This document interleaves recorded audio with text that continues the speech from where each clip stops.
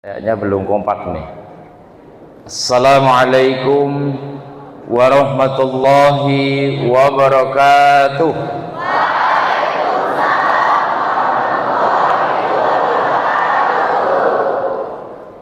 Innal hamdalillah nahmaduhu wa nasta'inuhu wa nastaghfiruh wa na'udzu billahi min sururi anfusina wa min sayyiati a'malina may yahdihillahu fala mudilla lahu wa may yudlil fala hadiyalah. Asyhadu an la ilaha illallah wahdahu la syarikalah wa asyhadu anna muhammadan abduhu wa rasuluh la nabiyya wa rasula ba'dah. Allahumma salli wa sallim wa barik ala Muhammad wa ala alihi wa ashabihi wa man tabi'ahum bi ihsanin ila yaumil qiyamah. Wa qala Allah ta'ala fi kitabihil karim, bismillahirrahmanirrahim, laqad kana lakum fi rasulillahi uswatun hasanah liman kana yarjullaha wal yawmal akhir wa dzakarallaha katsira. Al-ayah. Amma ba'd. Yang saya hormati Kepala SMU Negeri 2 Kalianda Bapak Irwansyah SPD, Ketua Komite SMU Negeri 2 Kalianda saya hormati Pak Agus, Bapak Ibu Dewan Guru SMU Negeri 2 yang berkesempatan hadir yang saya hormati, dan anak-anakku siswa-siswi SMU Negeri 2 Kalianda yang berbahagia. Apa kabar adik-adik? Sehat? Masih semangat? Takbir! Alhamdulillah. Kita bersyukur kehadirat Allah Subhanahu wa taala. Pada pagi hari ini kita bisa bersama-sama hadir di Masjid Agung Kalianda Lampung Selatan ini dalam rangka nawaitu kita memperingati peristiwa Maulid Nabi besar Muhammad sallallahu alaihi wasallam. Dan mudah-mudahan waktu yang kita gunakan ini waktu yang bernilai ibadah di sisi Allah Subhanahu wa taala. Amin. Salawat dan salam Allah tetapkan atas baginda Rasulullah Muhammad sallallahu alaihi wasallam, kepada keluarga, para sahabat dan kita sekalian yang senantiasa istiqomah di dalam mengikuti sunnah-sunnahnya ila yaumil qiyamah. Amin ya rabbal alamin. Adik-adikku sekalian, ceramah ini insyaallah tidak terlalu lama. Mudah-mudahan nanti sebelum jam 11 sudah selesai. Karena itu kita bikin kesepakatan dulu. Kalau sekiranya nanti saya minta adik-adik berbicara, silahkan berbicara. Kalau misalnya tidak harus berbicara, tidak usah berbicara. Dan insya Allah nanti di penghujung ceramah saya membawa 3 Quran baru yang nanti akan kita berikan kepada diantara siswa-siswi yang bisa menjawab kesimpulan daripada pengajian hari ini. Siap? Dan mudah-mudahan Quran baru ini nanti bisa menjadi media Anda untuk lebih semangat di dalam belajar Al-Quran. Amin ya rabbal alamin. Bapak Ibu, saya berterima kasih hari ini saya diminta untuk bisa bersama-sama atau membersamai anak-anak kita untuk kembali mengingat tentang sosok insan pilihan baginda Rasulullah Muhammad sallallahu alaihi wasallam. Saya akan mulai dengan satu pertanyaan. Saya ingin lihat kualitas anak-anak SMA 2 atau SMU 2. Yang saya tahu, anak-anak SMU 2 itu anak-anak yang memiliki IQ tinggi, cerdas, berani, dan memang dari dulu selalu menunjukkan nilai-nilai keunggulan. Saya hari ini ingin coba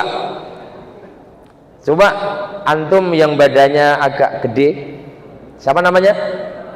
Siapa? Anaja. Ya, itu kira-kira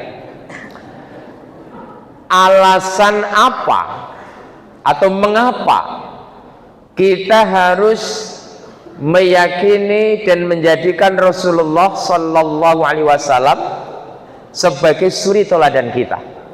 Dinda bisa jawab? Kenapa tidak tokoh lain? Kenapa harus Muhammad Sallallahu Alaihi Wasallam? Berani jawab? Ada yang berani menjawab? Apa alasannya kok kita ini sebagai umat Islam harus mentoladani Rasulullah Sallallahu Alaihi Wasallam? Salah nggak apa-apa? Bisa? Jawab aja, salah nggak apa-apa. Ada yang berani mencoba? Ya, silakan.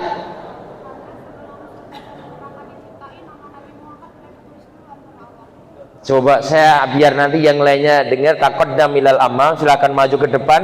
Itu ada mic, silakan dimanfaatkan. Nama siapa? Assalamualaikum warahmatullahi wabarakatuh. Waalaikumsalam. Nama saya Tasya Citra dari kelas 1.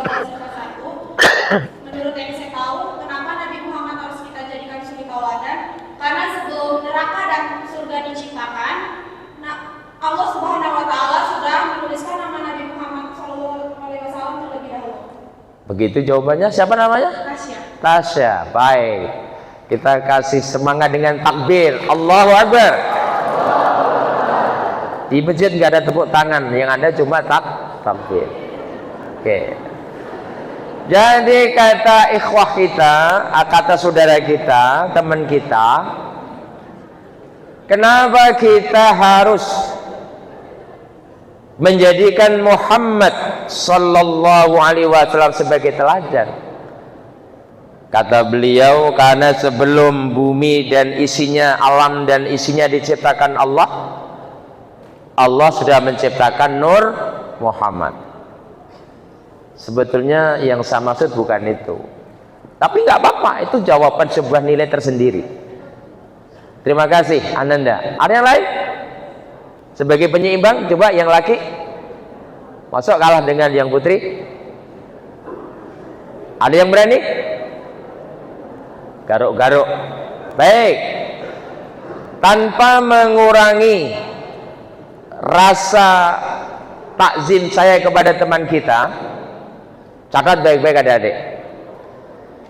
Alasan mengapa kita harus menjadikan Muhammad Sallallahu Alaihi Wasallam sebagai suri tauladan kita, dan Anda ingin mengimplementasikan akhlak beliau dalam kehidupan kita, karena Rasulullah Sallallahu Alaihi Wasallam itu pilihan Allah, bukan pilihan manusia.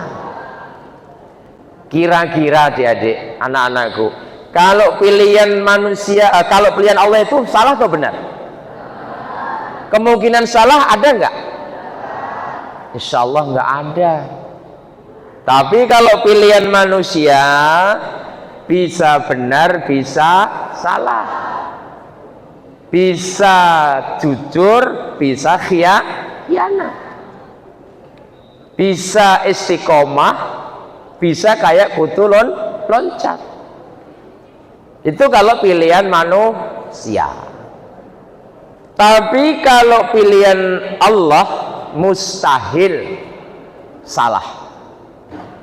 Karena itu tadi penegasannya ada di beberapa ayat. Tadi di Quran surat Al-Ahzab 21. Bahkan nanti diulang Al-Ahzab 45. ketika Allah memanggil Nabi. Bismillahirrahmanirrahim.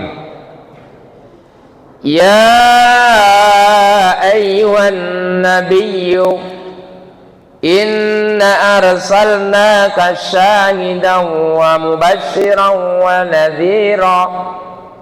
Hei Nabi, sesungguhnya aku mengutusmu agar menjadi saksi, membawa berita gembira dan membawa berita peringatan. Basyiran wa nadhira. Muhammad ibnu Abdillah tidak pernah minta menjadi nabi, apalagi sampai mengkampanyekan diri. Adik-adik calon pemimpin bangsa, kata Pak Kepala Sekolah Anda, kalau hari ini sering kita jumpai ada orang-orang tiba-tiba datang ke rumah Anda menawarkan diri, pilihlah saya. Saya akan perjuangkan nasib Anda. Tapi setelah dipilih ternyata tidak. Oh, anak-anak harus ngerti nih. Misalnya BBM kok malah naik, nggak turun tapi malah naik. Sudah tahu anak-anak sekarang rata-rata sekolah pakai sepeda motor. Ngaruh nggak kira-kira? Ngaruh. Yang menentukan siapa itu? Ya orang-orang pilihan manusia. Tapi jangan disesali, karena itu cuma pilihan manusia. Siapa yang salah? Yang salah yang milih. Kenapa? Karena belum jadi sampai sudah terima duit. Ada yang terima kerudung, terima kalender, terima jam, betul kan? Ya udah, itu hasilnya.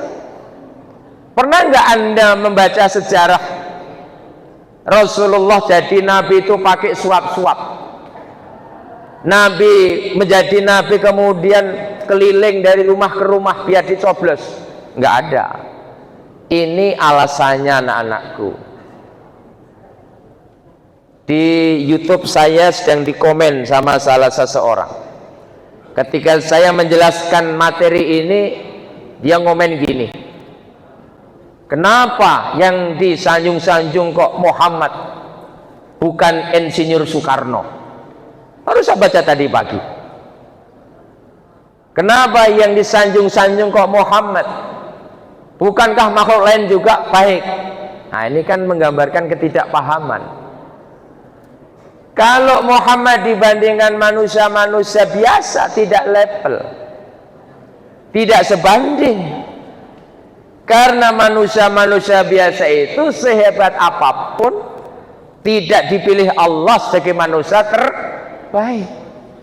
Tapi kalau Rasulullah, Allah sendiri yang menyatakan, laqad kana lakum fi rasulillahi uswatun hasanah liman kana yarjullaha wal yawmal akhir wa dzakarallaha katsira. Yang tadi dibaca oleh teman kita. Dan sungguh dalam diri Rasulullah itu ada suri teladan yang baik. Bagi siapa? Bagi orang-orang yang beriman kepada Allah, yakin akan hari akhir, dan orang-orang yang banyak mengingat Allah. Wahai anak-anakku yang dirahmati Allah, betapapun derasnya pikiran-pikiran orang hari ini untuk menjatuhkan martabat baginda Nabi, saya mengajak kepada antum sekalian, mari kita cintai Rasulullah di atas segala-galanya, tentu setelah Allah Subhanahu wa ta'ala. Sepakat? Jadi nanti kalau ada orang-orang yang sering nulis, masa dikit-dikit Muhammad, dikit-dikit Muhammad, emang Muhammad ikut perang di negeri ini? Nggak level pertanyaan begitu ya. Anda harus bisa mematahkannya dengan argumen baik nakli maupun akli. Kalau pahlawan-pahlawan negeri ini itu perjuangannya cuma di wilayah Nusantara. Lah baginda Nabi Wilayah perjuangannya lil alamin, seluruh alam. Maka nggak level, sekali lagi nggak kelas kalau dibandingkan dengan orang-orang biasa. Adik-adik, di samping adik-adik belajar ilmu-ilmu lain, tolong harus disiapkan cara menangkal pikiran-pikiran sekuler, pikiran-pikiran liberal yang sekarang begitu deras disuarakan oleh orang-orang pembenci Islam. Sepaham kira-kira? Oke, sekarang saya lanjutkan yang kedua. Siap-siap menjawab. Kalau demikian, apa yang harus kita lakukan terhadap Rasulullah Sallallahu Alaihi Wasallam kalau kita yakin Rasul itu pilihan Allah? Ayo, saya ingin diantara adik-adik berani menyampaikan pikirannya biar nyambung. Tadi Azizah sudah ngomong. Siapa? Tasya, mohon maaf.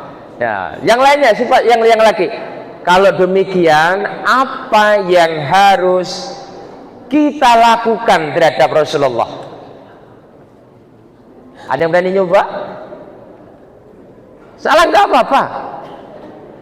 Kalau betul langsung tak kasih Quran 1. Nah, serius.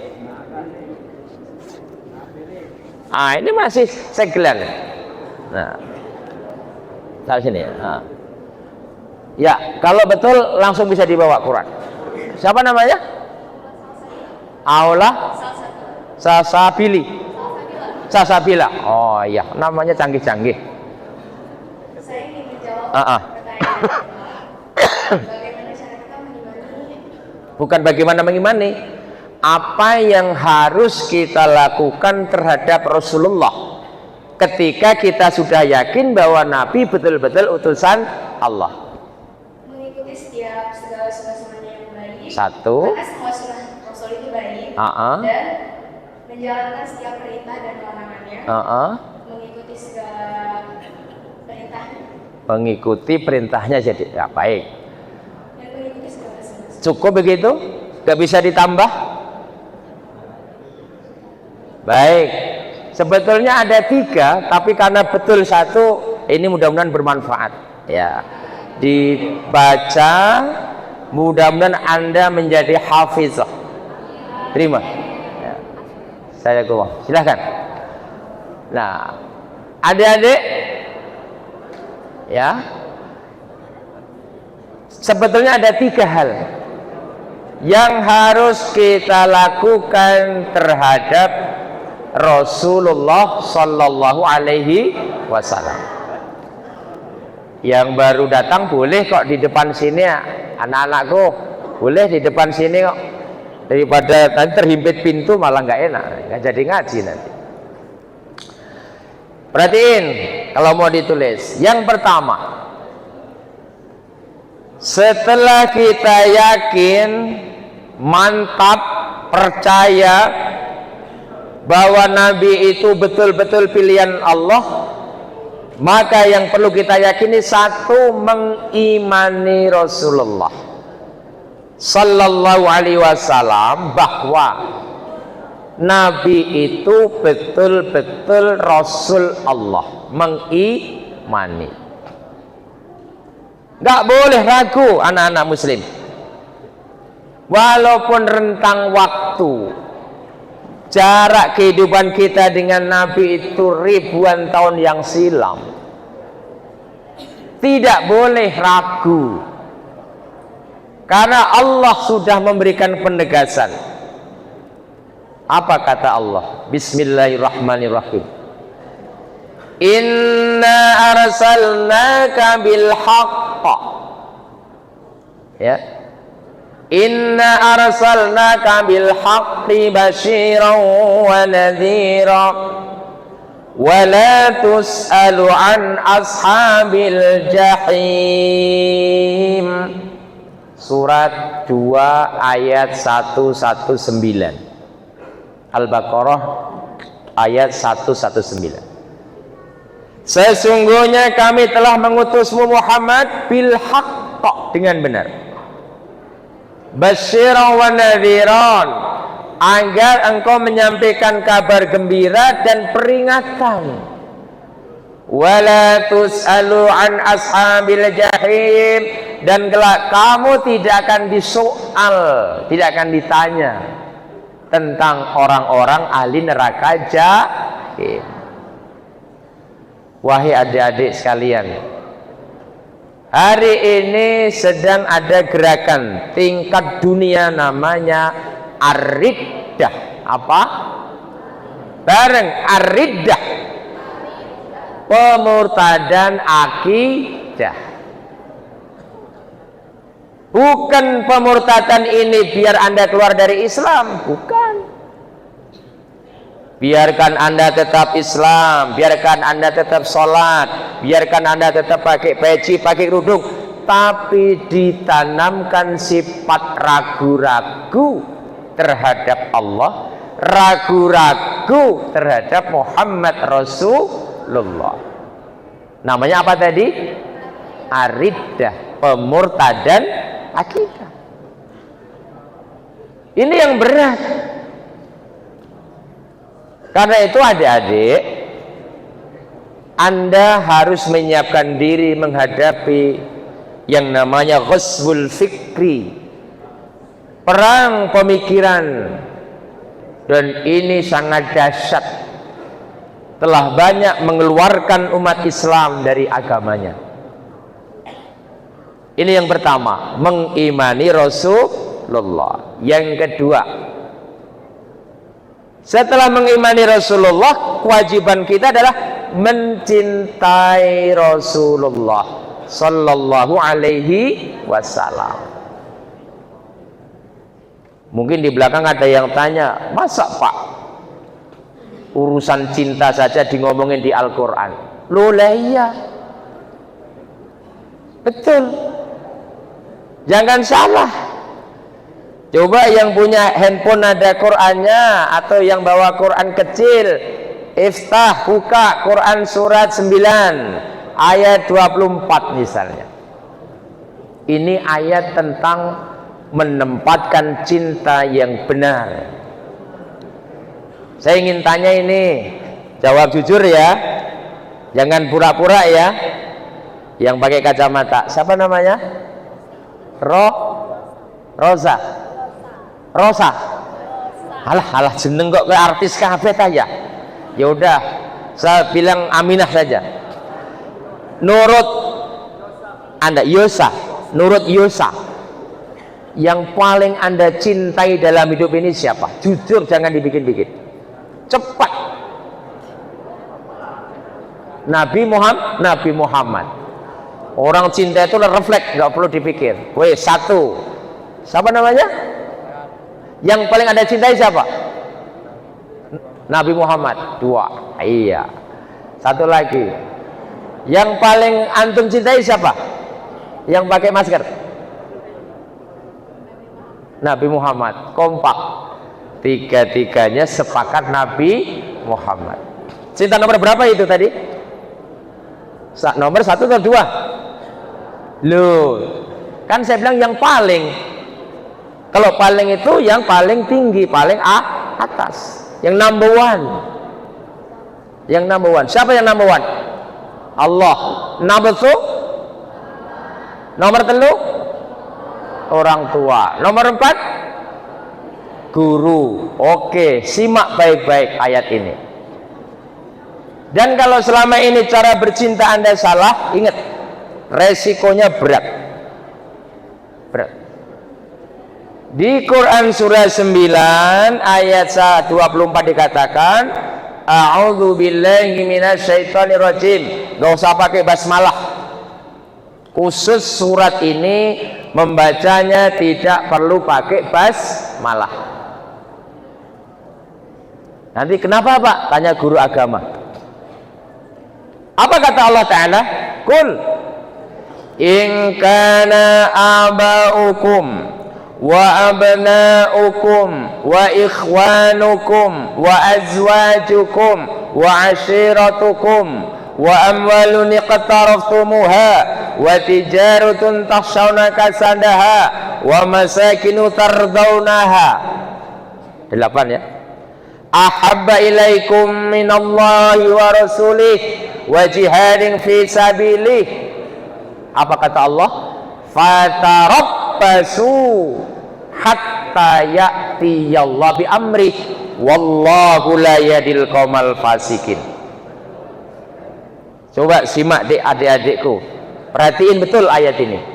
Katakan hai Muhammad, jikalau bapak-bapakmu, berarti orang tua ya, anak-anakmu, saudara-saudara kandungmu, istri-istrimu, tentu bagi udah punya keluarga, karib kerabatmu, harta kekayaan yang selalu kamu kumpulkan itu, perdagangan yang kamu khawatirkan ruginya itu, rumah-rumah tinggal yang selalu kamu bagus-baguskan itu, jika kesemuanya ini lebih kamu cintai daripada cintamu kepada Allah, daripada cintamu kepada Rasulullah, daripada cintamu jihad di jalan Allah, apa ancamannya anak-anakku?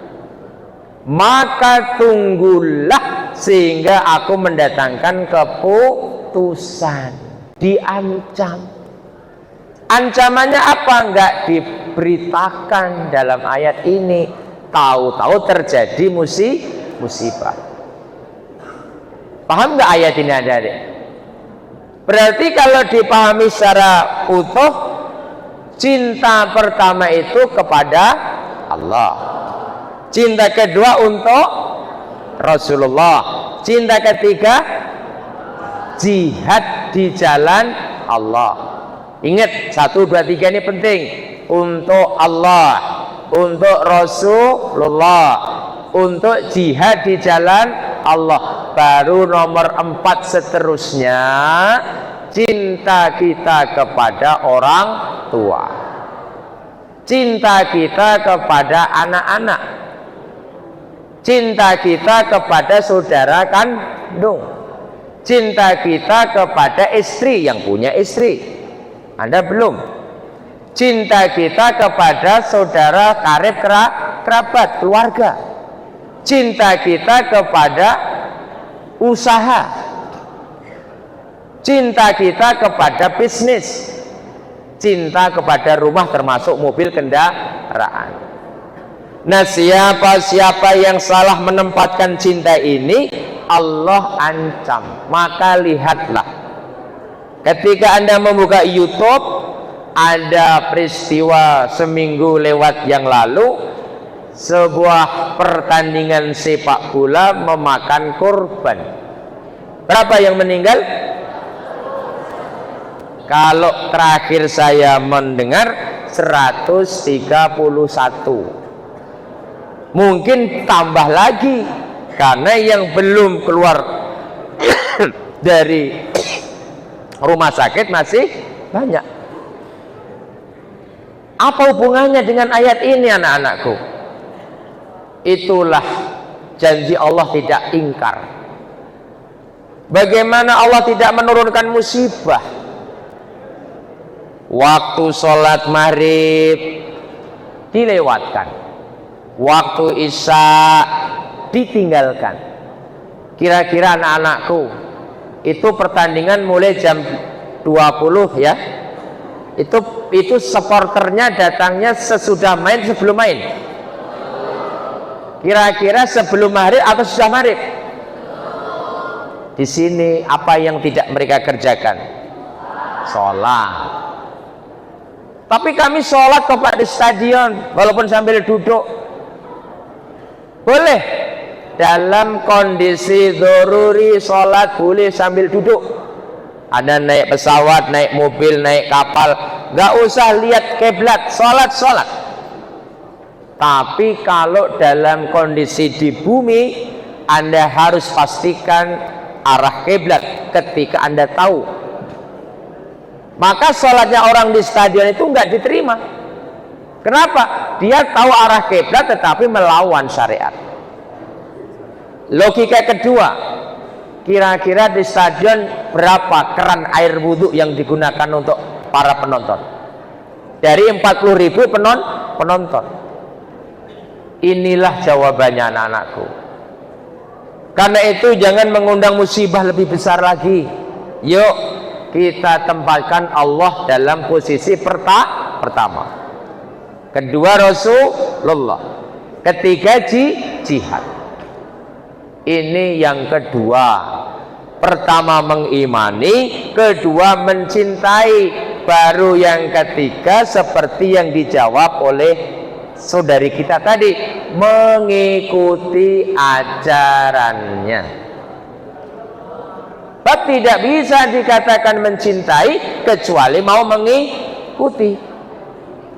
Nah, di poin terakhir ini sebagai jawaban tema yang Anda tulis melalui Maulid Nabi, kita implementasikan nilai-nilai akhlakul karimah. Sekarang pertanyaannya, apa yang harus kita ikuti dari Nabi kita? Anak-anakku, mulai poin ini saya minta betul-betul perhatiin, karena ini endingnya di sini. Ada 10 yang harus kita ikuti dari Rasulullah. Ada berapa? 10. Mudah-mudahan walaupun gak hafal betul tapi bisa teringat. Yang pertama, kalau kita nyata-nyata mengimani Nabi, nyata-nyata mencintai Rasulullah, nyata-nyata mengikuti Rasulullah, buktikan 10 macam. 1, kita harus salimul aqidah. Apa dia? Salimul aqidah artinya apa? Kita harus menjadi umat Muhammad yang akidahnya